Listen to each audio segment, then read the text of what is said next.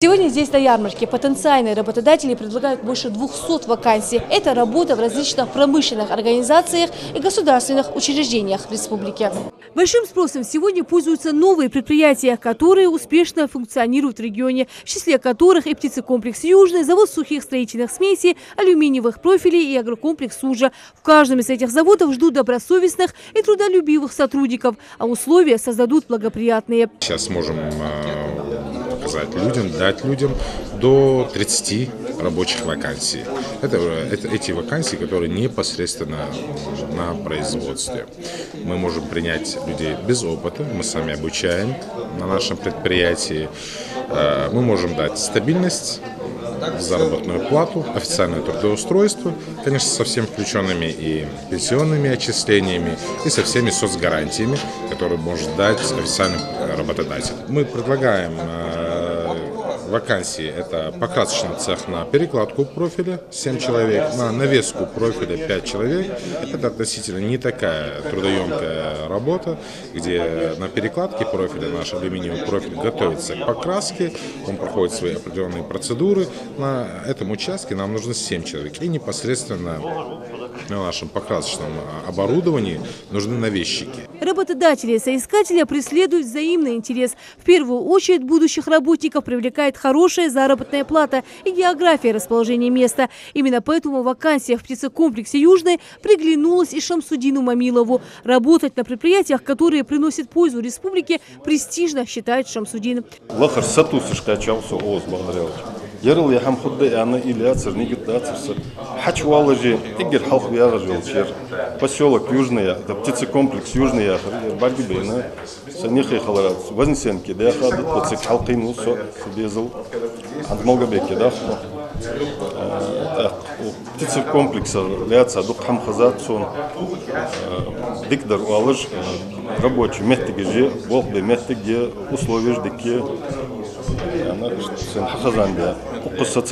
На ярмарке вакансий предлагают самые разные варианты трудоустройства. Это водители, работники промышленного цеха, официанты, управленцы, повара, специалисты в IT-технологиях и не только. Мария Такитива тоже в числе тех, кто интересуется новыми возможностями. Я пробежалась по всем столам, пообщалась с некоторыми работодателями. Было предложено достаточное количество вакансий. В принципе, в разрезе Республики Ингушетия с достаточно хорошим окладом. И мне кажется, что если не большая часть населения, то как минимум определенная половина, условно, что-то могло бы здесь для себя найти. Ярмарку вакансий посетила заместитель председателя правительства Ингушетии Асет Бокова. Она пообщалась с потенциальными работодателями и поинтересовалась о вакансиях, которые они предлагают соискателям. Найти здесь работу могут и те граждане, которые не имеют на руках диплома по окончании вуза. В основном это студенты. Помогает в этом организация «Российский студенческий отряд». В прошлом году им удалось трудоустроить 400 человек, в этом году больше. Мы занимаемся трудоустройством студентов по 5 направлениям. Это сельскохозяйственное, медицинское, строительное, педагогическое и сервисное направление. По сервисному направлению у нас студенты трудоустраиваем их именно в субботу и воскресенье в рестораны, как обслуживающий персонал. На данный момент у нас трудоустроено 26 студентов, которые каждую субботу и воскресенье работают как обслуживающий персонал. За сутки они получают за обслуживание одного стола 2500 рублей. За обслуживание, соответственно, 2 столов 5000 рублей.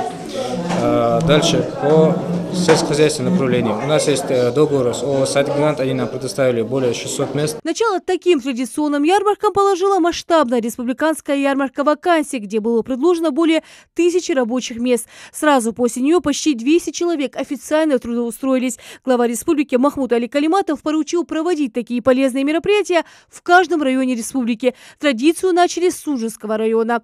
Мы учли какие-то пожелания посетителей прошлой ярмарки и предлагаем дополнительные вакансии именно среди государственных организаций. К примеру, в прошлый раз было очень много ребят, выпускников именно филологического факультета или похожих, которые хотели быть преподавателями.